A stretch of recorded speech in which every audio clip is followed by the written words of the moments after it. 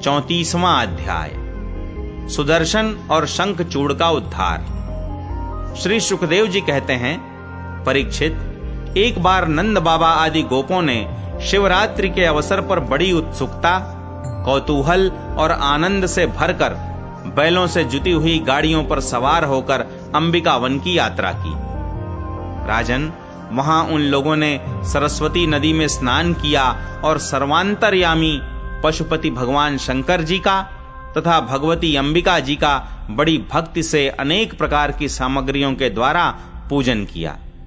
वहां उन्होंने आदर पूर्वक गौएं, सोना, वस्त्र, मधु और मधुर अन्न ब्राह्मणों को दिए तथा उनको खिलाया पिलाया। वे केवल यही चाहते थे कि इनसे देवाधिदेव भगवान शंकर हम पर प्रसन्न हों। उस दिन परम भाग्यवान नंद सुनंद आदि गोपों ने उपवास कर रखा था, इसलिए वे लोग केवल जल पीकर रात के समय सरस्वती नदी के तट पर ही बेखटके सो गए। उस अंबिका वन में एक बड़ा भारी अजगर रहता था। उस दिन वह भूखा भी बहुत था। दैववश वह उधर ही आ निकला और उसने सोए हुए नंद जी को पकड़ लिया। अजगर के पकड़ लेने पर नंद राय जी चिल्लाने लगे, बेटा कृष्ण, कृष्ण, दौड़ो दौड़ो, देखो बेटा, यह अजगर मुझे निगल रहा है। मैं तुम्हारी शरण में हूं, जल्दी मुझे इस संकट से बचाओ। नंद बाबा का चिल्लाना सुनकर सब के सब गोप यकायक उठ खड़े हुए और उन्हें अजगर के मुंह में देखकर घबरा गए। अब वे लुकाठियों अर्थात अधजली लकड़ियों से उस अजगर को मारने लगे, किंतु लुकाठियों से मारे जाने और जलने पर भी अजगर ने नंद बाबा को छोड़ा नहीं। इतने में ही भक्त वत्सल भगवान श्री कृष्ण ने वहां पहुंचकर अपने चरणों से उस अजगर को छू दिया। भगवान के श्री चरणों का स्पर्श होते ही अजगर के सारे अशुभ भस्म हो गए और वह उसी क्षण अजगर का शरीर छोड़कर विद्याधरार्चित सर्वांग सुंदर रूपवान बन गया। उस पुरुष के शरीर से दिव्य ज्योति निकल रही थी। वह सोने के हार पहने हुए था। जब वह प्रणाम करने के बाद हाथ जोड़कर भगवान के सामने खड़ा हो गया, तब उन्होंने उससे पूछा, तुम कौन हो? तुम्हारे अंग अंग से सुंदरता फूटी पड़ती है। तुम देखने में बड़े अद्भुत जान पड़ते हो। तुम्हें यह अत्यंत निंदनीय अजगर योनि क्यों प्राप्त हुई थी? अवश्य ही तुम्हें विवश होकर इसमें आना पड़ा होगा। अजगर के शरीर से निकला हुआ पुरुष बोला, भगवन, मैं पहले एक विद्याधर था। मेरा नाम था सुदर्शन। मेरे पास सौंदर्य तो था ही, लक्ष्मी भी बहुत थी। इससे मैं विमान पर चढ़कर यहां से वहां घूमता रहता था। एक दिन मैंने अंगिरा गोत्र के कुरूप ऋषियों को देखा। अपने सौंदर्य के घमंड से मैंने उनकी हंसी उड़ाई। मेरे इस अपराध से कुपित होकर उन लोगों ने मुझे अजगर योनि में जाने का शाप दे दिया। यह मेरे पापों का ही फल था। उन कृपालु ऋषियों ने अनुग्रह के लिए ही मुझे शाप दिया था, क्योंकि यह उसी का प्रभाव है कि आज चराचर के गुरु स्वयं आपने अपने चरण कमलों से मेरा स्पर्श किया है। इससे मेरे सारे अशुभ नष्ट हो गए। समस्त पापों का नाश करने वाले प्रभो, जो लोग जन्म मृत्यु रूप संसार से भयभीत होकर आपके चरणों की शरण ग्रहण करते हैं, उन्हें आप समस्त भयों से मुक्त कर देते हैं। अब मैं आपके श्री चरणों के स्पर्श से शाप से छूट गया हूं और अपने लोक में जाने की अनुमति चाहता हूं। भक्तवत्सल, महायोगेश्वर पुरुषोत्तम, मैं आपकी शरण में हूं। इंद्रादि समस्त लोकेश्वरों के परमेश्वर, स्वयं प्रकाश परमात्मन, मुझे आज्ञा दीजिए। अपने स्वरूप में नित्य निरंतर एकरस रहने वाले अच्युत, आपके दर्शन मात्र से मैं ब्राह्मणों के शाप से मुक्त हो गया। यह कोई आश्चर्य की बात नहीं है, क्योंकि जो पुरुष आपके नामों का उच्चारण करता है, वह अपने आप को और समस्त श्रोताओं को भी तुरंत पवित्र कर देता है। फिर मुझे तो आपने स्वयं अपने चरण कमलों से स्पर्श किया है, तब भला मेरी मुक्ति में क्या संदेह हो सकता है? इस प्रकार सुदर्शन ने भगवान श्री कृष्ण से विनती की, परिक्रमा की और प्रणाम किया। फिर उनसे आज्ञा लेकर वह अपने लोक में चला गया और नंद बाबा इस भारी संकट से छूट गए। राजन, जब व्रजवासियों ने भगवान श्री कृष्ण का यह अद्भुत प्रभाव देखा तब उन्हें बड़ा विस्मय हुआ। उन लोगों ने उस क्षेत्र में जो नियम ले रखे थे उनको पूर्ण करके वे बड़े आदर और प्रेम से श्री कृष्ण की उस लीला का गान करते हुए पुनः व्रज में लौट आए। एक दिन की बात है, अलौकिक कर्म करने वाले भगवान श्री कृष्ण और बलराम जी रात्रि के समय वन में गोपियों के साथ विहार कर रहे थे। भगवान श्री कृष्ण निर्मल पीतांबर और बलराम जी नीलांबर धारण किए हुए थे। दोनों के गले में फूलों के सुंदर सुंदर हार लटक रहे थे तथा शरीर में अंगराग सुगंधित चंदन लगा हुआ था और सुंदर सुंदर आभूषण पहने हुए थे। गोपियां बड़े प्रेम और आनंद से ललित स्वर में उन्हीं के गुणों का गान कर रही थीं। अभी अभी सायंकाल हुआ था। आकाश में तारे उग आए थे और चांदनी छिटक रही थी। बेला के सुंदर गंध से मतवाले होकर भौरे इधर उधर गुनगुना रहे थे तथा जलाशय में खिली हुई कुमुदनी की सुगंध लेकर वायु मंद मंद चल रही थी। उस समय उनका सम्मान करते हुए भगवान श्री कृष्ण और बलराम जी ने एक ही साथ मिलकर राग आलापा। उनका राग आरोह अवरोह स्वरों के चढ़ाव उतार से बहुत ही सुंदर लग रहा था। वह जगत के समस्त प्राणियों के मन और कानों को आनंद से भर देने वाला था। उनका वह गान सुनकर गोपियां मोहित हो गईं। परीक्षित, उन्हें अपने शरीर की भी सुधि नहीं रही कि वे उस पर से खिसकते हुए वस्त्रों और चोटियों से बिखरते हुए पुष्पों को संभाल सकें। जिस समय बलराम और श्याम दोनों भाई इस प्रकार स्वच्छंद विहार कर रहे थे और उन्मत्त की भांति गा रहे थे, उसी समय वहां शंखचूड़ नामक एक यक्ष आया। वह कुबेर का अनुचर था। परीक्षित, दोनों भाइयों के देखते देखते वह उन गोपियों को लेकर बेखटके उत्तर की ओर भाग चला। जिनके एकमात्र स्वामी भगवान श्री कृष्ण ही हैं, वे गोपियां उस समय रो रो कर चिल्लाने लगीं। दोनों भाइयों ने देखा कि जैसे कोई डाकू गौओं को लूट ले जाए, वैसे ही यह यक्ष हमारी प्रेयसियों को लिए जा रहा है और वे हा कृष्ण हा राम पुकार कर रो पीट रही हैं। उसी समय दोनों भाई उसकी ओर दौड़ पड़े। डरो मत, इस प्रकार अभयवाणी कहते हुए हाथ में शाल का वृक्ष लेकर बड़े वेग से क्षण भर में ही उस नीच यक्ष के पास पहुंच गए। यक्ष ने देखा कि काल और मृत्यु के समान ये दोनों भाई मेरे पास आ पहुंचे। तब वह मूढ़ घबरा गया। उसने गोपियों को वहीं छोड़ दिया, स्वयं प्राण बचाने के लिए भागा। तब स्त्रियों की रक्षा करने के लिए बलराम जी तो वहीं खड़े रह गए, परंतु भगवान श्री कृष्ण जहां जहां वह भाग कर गया उसके पीछे पीछे दौड़ते गए। वे चाहते थे कि उसके सिर की चूड़ामणि निकाल लें। कुछ ही दूर जाने पर भगवान ने उसे पकड़ लिया और उस दुष्ट के सिर पर कसकर एक घूंसा जमाया और चूड़ामणि के साथ उसका सिर भी धड़ से अलग कर दिया। इस प्रकार भगवान श्री कृष्ण शंखचूड़ को मारकर और वह चमकीली मणि लेकर लौट आए तथा सब गोपियों के सामने ही उन्होंने बड़े प्रेम से वह मणि बड़े भाई बलराम जी को दे दी। युगल गीत। श्री सुखदेव जी कहते हैं, परीक्षित, भगवान श्री कृष्ण के गौओं को चराने के लिए प्रतिदिन वन में चले जाने पर उनके साथ गोपियों का चित्त भी चला जाता था।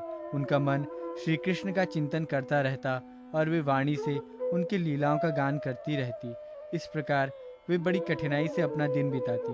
गोपियां आपस में कहती, अरे सखी, अपने प्रेमी जनों को प्रेम वितरण करने वाले और द्वेष करने वालों तक को मोक्ष दे देने वाले श्याम सुंदर नटनागर जब अपने बाएं कपोल को बाईं बाह की ओर लटका देते हैं और अपनी भौहें नचाते हुए बांसुरी को अधरों से लगाते हैं तथा अपनी सुकुमार अंगुलियों को उसके छेदों पर फिराते हुए मधुर तान छेड़ते हैं, उस समय सिद्ध पत्नियां आकाश में अपने पति सिद्ध गणों के साथ विमानों पर चढ़कर आ जाती हैं और उस तान को सुनकर अत्यंत ही चकित तथा विस्मित हो जाती हैं। पहले तो उन्हें अपने पतियों के साथ रहने पर भी चित्त की ये दशा देखकर लज्जा मालूम होती है, परंतु क्षण भर में ही उनका चित्त कामबार से बिंध जाता है।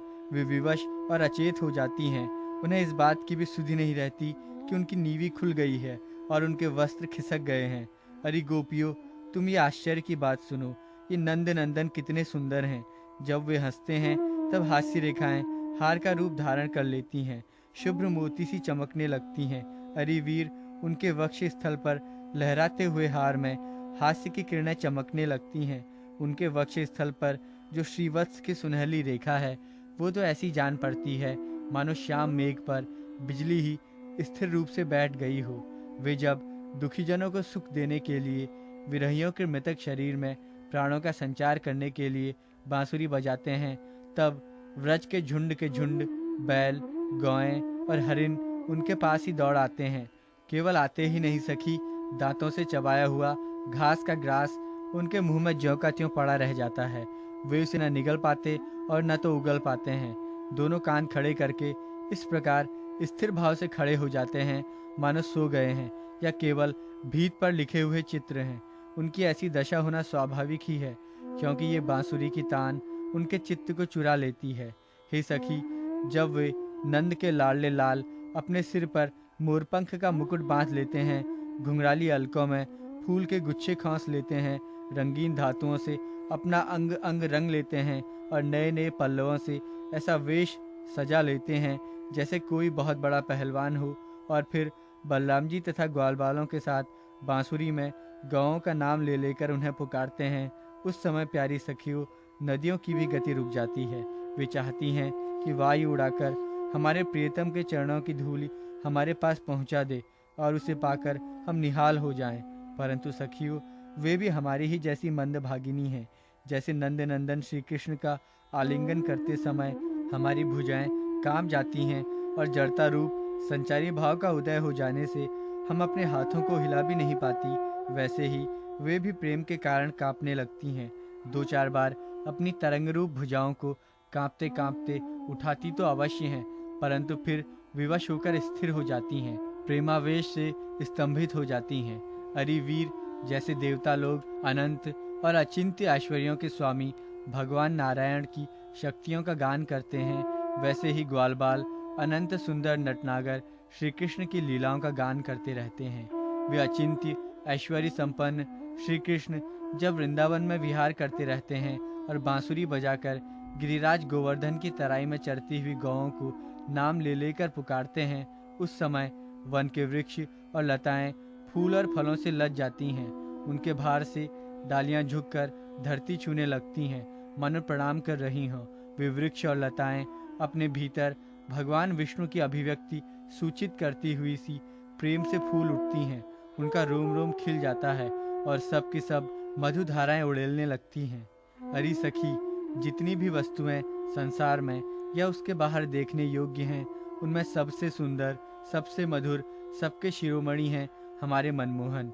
उनके सामले ललाट पर केसर की खौर कितनी फबती है, बस देखती ही जाओ। गले में घुटनों तक लटकती हुई वनमाला, उसमें पिरोई हुई तुलसी की दिव्य गंध और मधुर मधु से मतवाले होकर झुंड के झुंड भौरे बड़े मनोहर एवं उच्च स्वर से गुंजार करते रहते हैं।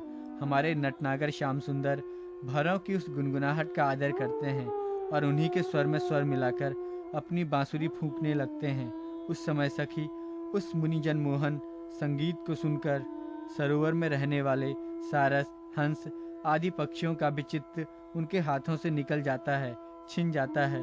वे विवश होकर प्यारे श्याम सुंदर के पास आ बैठते हैं तथा आंखें मूंद चुपचाप चित्त एकाग्र करके उनकी आराधना करने लगते हैं, मानो कोई विहंगम वृत्ति के रसिक परमहंस ही हों।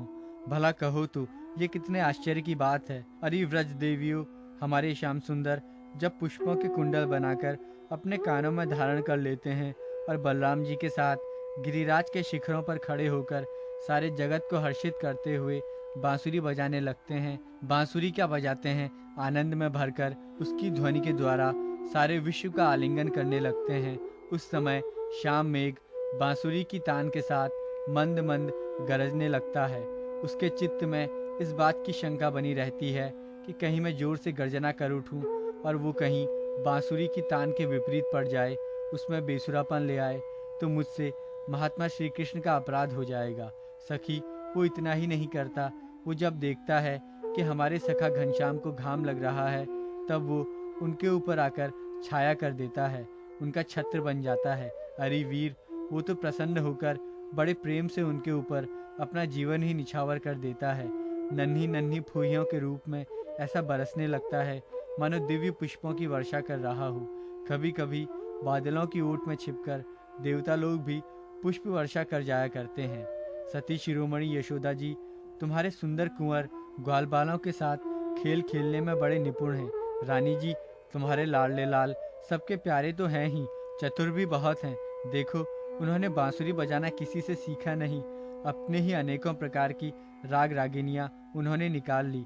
जब वे अपने बिंबा फल सदृश लाल लाल अधरों पर बांसुरी रखकर ऋषभ, निषाद आदि स्वरों की अनेक जातियां बजाने लगते हैं, उस समय वंशी की परम मोहिनी और नई तान सुनकर ब्रह्मा, शंकर और इंद्र आदि बड़े बड़े देवता भी जो सर्वज्ञ हैं उसे नहीं पहचान पाते। वे इतने मोहित हो जाते हैं कि उनका चित्त तो उनके रोकने पर भी उनके हाथ से निकलकर वंशी ध्वनि में तल्लीन हो ही जाता है, सिर भी झुक जाता है और वे अपनी सुध बुध खोकर उसी में तन्मय हो जाते हैं। अरे वीर, उनके चरण कमलों में ध्वजा, वज्र, कमल, अंकुश आदि के विचित्र और सुंदर सुंदर चिन्ह हैं। जब व्रजभूमि गांवों के खुर से खुद जाती है, तब वे अपने सुकुमार चरणों से उसकी पीड़ा मिटाते हुए गजराज के समान मंद गति से आते हैं और बांसुरी भी बजाते रहते हैं। उनकी वो वंशी ध्वनि, उनकी वो चाल और उनकी वो विलास भरी चितवन हमारे हृदय में प्रेम के मिलन की आकांक्षा का आवेग बढ़ा देती है। हम उस समय इतनी मुग्ध, इतनी मोहित हो जाती हैं कि हिलडुल तक नहीं सकती, मानो हम जड़ वृक्ष हों। हमें तो इस बात का भी पता नहीं चलता कि हमारा जूड़ा खुल गया है या बंधा है, हमारे शरीर पर का वस्त्र उतर गया है या है। अरे वीर, उनके गले में मणियों की माला बहुत ही भली मालूम होती है। तुलसी की मधुर गंध उन्हें बहुत ही प्यारी है, इसी से तुलसी की माला को तो वे कभी छोड़ते ही नहीं, सदा धारण किए रहते हैं। जब वे श्याम सुंदर उस मणियों की माला से गाँव की गिनती करते करते किसी प्रेमी सखा के गले में बाँह डाल देते हैं और भाव बता बताकर बांसुरी बजाते हुए गाने लगते हैं, उस समय बजती हुई उस बांसुरी के मधुर स्वर से मोहित होकर कृष्णसार मृगों की पत्नी हरिणियां भी अपना चित्त उनके चरणों पर निछावर कर देती हैं। और जैसे हम गोपियां अपने घर गृहस्थी की आशा अभिलाषा छोड़कर गुणसागर नागर नंद नंदन को घेरे रहती हैं, वैसे ही वे भी उनके पास दौड़ आती हैं और वहीं एकटक देखते हुए खड़ी रह जाती हैं, लौटने का नाम भी नहीं लेती। नंद रानी यशोदा जी, वास्तव में तुम बड़ी पुण्यवती हो, तभी तो तुम्हें ऐसे पुत्र मिले हैं। तुम्हारे वे लाडले लाल बड़े प्रेमी हैं, उनका चित्त बड़ा कोमल है। वे प्रेमी सखाओं को तरह तरह से हास परिहास के द्वारा सुख पहुंचाते हैं। कुंदकली का हार पहनकर जब वे अपने को विचित्र वेश में सजा लेते हैं और ग्वाल बाल तथा गाँवों के साथ यमुना जी के तट पर खेलने लगते हैं, उस समय मलयज चंदन के समान शीतल और सुगंधित स्पर्श से मंद मंद अनुकूल बहकर वायु तुम्हारे लाल की सेवा करती है और गंधर्व आदि उपदेवता वंदी जनों के समान गा बजाकर उन्हें संतुष्ट करते हैं तथा अनेकों प्रकार की भेंटें देते हुए सब ओर से घेर कर उनकी सेवा करते हैं। अरे सखी, श्याम सुंदर व्रज की गौओं से बड़ा प्रेम करते हैं, इसलिए तो उन्होंने गोवर्धन धारण किया था। अब वे सब गौओं को लौटाकर आते ही होंगे। देखो, सायंकाल हो चला है, तब इतनी देर क्यों होती है सखी? रास्ते में बड़े बड़े ब्रह्मा आदि वयोवृद्ध और शंकर आदि ज्ञान वृद्ध उनके चरणों की वंदना जो करने लगते हैं। अब गाँव के पीछे पीछे बांसुरी बजाते हुए वे आते ही होंगे। ग्वाल बाल उनकी कीर्ति का गान कर रहे होंगे। देखो ना, ये क्या आ रहे हैं?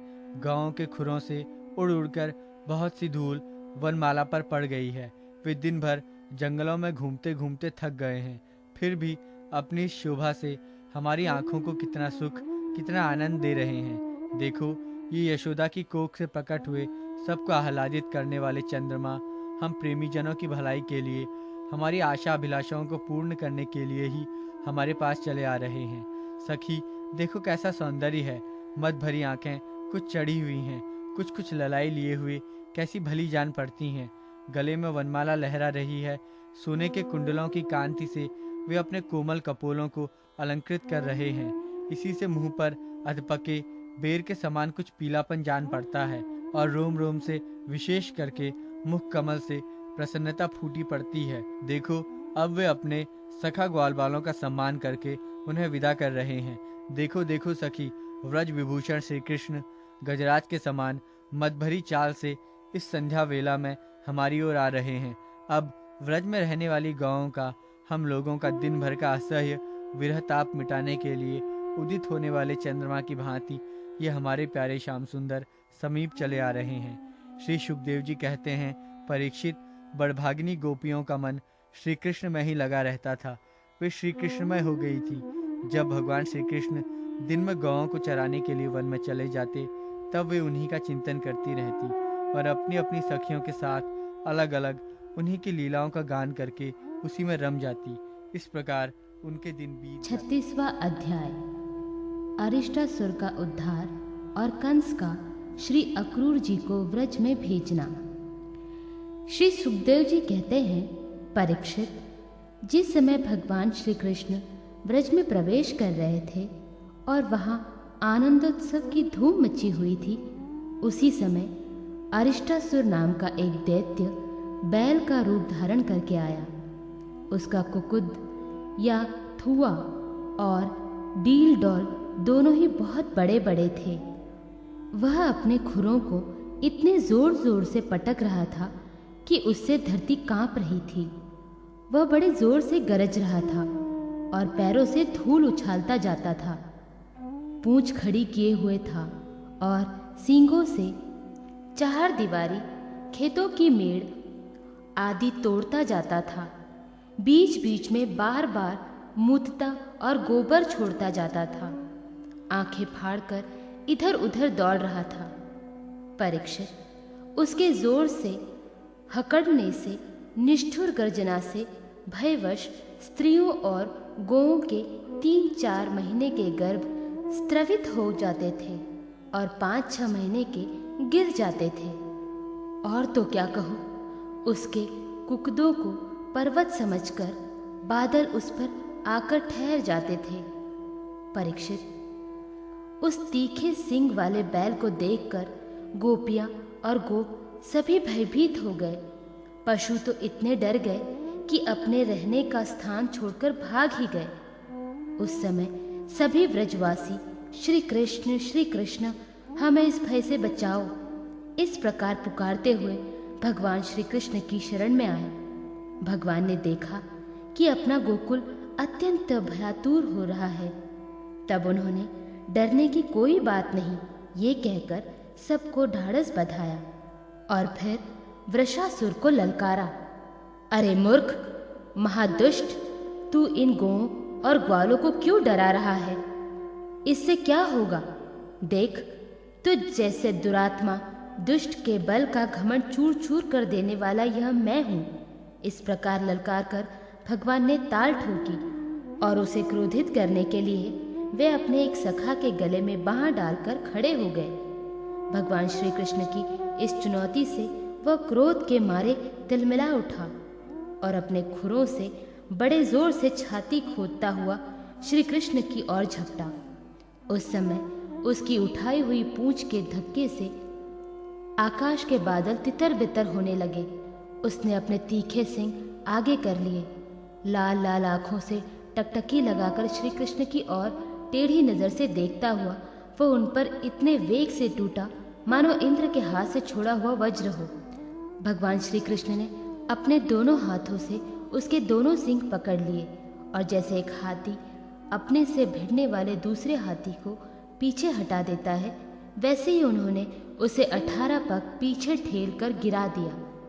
भगवान के इस प्रकार ठेल देने पर वह फिर तुरंत ही उठ खड़ा हुआ और क्रोध से अचेत होकर लंबी लंबी सांस छोड़ता हुआ फिर उन पर झपटा। उस समय उसका सारा शरीर पसीने से लथपथ हो रहा था। भगवान ने जब देखा कि वह अब मुझ पर प्रहार करना ही चाहता है, तब उन्होंने उसके सींग पकड़ लिए और उसे लात मारकर जमीन पर गिरा दिया। और फिर पैरों से दबाकर इस प्रकार उसका कचूमर निकाला जैसे कोई गीला कपड़ा निचोड़ रहा हो। इसके बाद उसी का सिंग उखाड़कर उसको खूब पीटा, जिससे वह पड़ा ही रह गया। परीक्षित, इस प्रकार वह दैत्य मुंह से खून उगलता और गोबर मूत करता हुआ पैर पटकने लगा। उसकी आंखें उलट गई और उसने बड़े कष्ट के साथ प्राण छोड़े। अब देवता लोग भगवान पर फूल बरसा बरसा कर उनकी स्तुति करने लगे। जब भगवान श्री कृष्ण ने इस प्रकार बैल के रूप में आने वाले अरिष्टासुर को मार डाला, तब सभी गोप उनकी प्रशंसा करने लगे। उन्होंने बलराम जी के साथ गोष्ठ में प्रवेश किया और उन्हें देख देखकर गोपियों के नयन मन आनंद से भर गए। परीक्षित, भगवान की लीला अत्यंत अद्भुत है। इधर जब उन्होंने अरिष्टासुर को मार डाला, तब भगवानमय नारद, जो लोगों को शीघ्र से शीघ्र भगवान का दर्शन कराते रहते हैं, कंस के पास पहुंचे। उन्होंने उससे कहा, कंस, जो कन्या तुम्हारे हाथ से छूटकर आकाश में चली गई, वह तो यशोदा की पुत्री थी, और व्रज में जो श्री कृष्ण हैं, वे देवकी के पुत्र हैं। वहाँ जो बलराम जी हैं, वे रोहिणी के पुत्र हैं। वासुदेव ने तुमसे डरकर अपने मित्र नंद के पास उन दोनों को रख दिया है। उन्होंने ही तुम्हारे अनुचर दैत्यों का वध किया है। यह बात सुनते ही कंस की एक एक इंद्रियां क्रोध के मारे कांप उठी। उसने वासुदेव जी को मार डालने के लिए तुरंत तीखी तलवार उठा ली, परंतु नारद जी ने रोक दिया। तब कंस को यह मालूम हो गया कि वासुदेव के लड़के ही हमारे मृत्यु के कारण हैं। तब उसने देवकी और वासुदेव दोनों ही पति पत्नी को हथकड़ी और बेड़ी से जकड़कर फिर जेल में डाल दिया। तब देवर्षि नारद चले गए। तब कंस ने केशी को बुलाया और कहा, तुम व्रज में जाकर बलराम और कृष्ण को मार डालो। वह चला गया। इसके बाद कंस ने मुष्टिक, चाणूर, शल, तोशल आदि पहलवानों, मंत्रियों और महावतों को बुलाकर कहा, वीरवर, चाणूर और मुष्टिक, तुम लोग ध्यानपूर्वक मेरी बात सुनो। वासुदेव के 2 पुत्र बलराम और कृष्ण नंद के व्रज में रहते हैं। उन्हीं के हाथ से मेरी मृत्यु बतलाई जाती है। अतः जब वे यहाँ आवे, तब तुम लोग उन्हें कुश्ती लड़ाने के बहाने मार डालना। अब तुम लोग भांति भांति के मंच बनाओ और उन्हें अखाड़े के चारों ओर गोल गोल सजा दो। उन पर बैठकर नगरवासी और देश की दूसरी प्रजा इस स्वच्छंद दंगल को देखें। महावत, तुम बड़े चतुर हो। देखो भाई, तुम दंगल के घेरे के फाटक पर ही अपने कुवल्या पीड़ हाथी को रखना, और जब मेरे शत्रु उधर से निकले, तब उसी के द्वारा उन्हें मरवा डालना। इसी चतुर्दशी को विधि पूर्वक धनुष यज्ञ प्रारंभ कर दो और उसकी सफलता के लिए वरदानी भूतनाथ भैरव को बहुत से पवित्र पशुओं की बलि चढ़ाओ। परीक्षित, कंस तो केवल स्वार्थ साधन का सिद्धांत जानता था, इसीलिए उसने मंत्री, पहलवान और महावत को इस प्रकार आज्ञा देकर श्रेष्ठ यदुवंशी अक्रूर को बुलवाया और उनका हाथ अपने हाथों में लेकर बोला, अक्रूर जी, आप तो बड़े उदार दानी हैं, सब तरह से मेरे आदरणीय हैं। आज आप मेरा एक मंत्रोचित काम कर दीजिए, क्योंकि भोजवंशी और विष्णुवंशी यादवों में आपसे बढ़कर मेरी भलाई करने वाला दूसरा कोई नहीं है। यह काम बहुत बड़ा है, इसीलिए मेरे मित्र, मैंने आपका आश्रय लिया है। ठीक वैसे ही जैसे इंद्र समर्थ होने पर भी विष्णु का आश्रय लेकर अपना स्वार्थ साधता रहता है। आप नंदराय के व्रज में जाइए। वहाँ वासुदेव जी के 2 पुत्र हैं। उन्हें इसी रथ पर चढ़ाकर यहाँ ले आइए। बस अब इस काम में देर नहीं होनी चाहिए। सुनते हैं, विष्णु के भरोसे जीने वाले देवताओं ने उन दोनों को मेरी मृत्यु का कारण निश्चित किया है, इसीलिए आप उन दोनों को तो ले ही आइए, साथ ही नंद आदि गोपों को भी बड़ी बड़ी भेंटों के साथ ले आइए। यहाँ आने पर मैं उन्हें अपने काल के समान कोलिया पेड़ हाथी से मरवा डालूंगा। यदि वे कदाचित उस हाथी से बच गए तो मैं अपने वज्र के समान मजबूत और फुर्तीले पहलवान मुष्टिक, चाणूर आदि से उन्हें मरवा डालूंगा। उनके मारे जाने पर वासुदेव आदि वृष्णिभोज और दशाहर्षवंशी उनके भाई बंधु शोकाकुल हो जाएंगे। फिर उन्हें मैं अपने हाथों मार डालूंगा।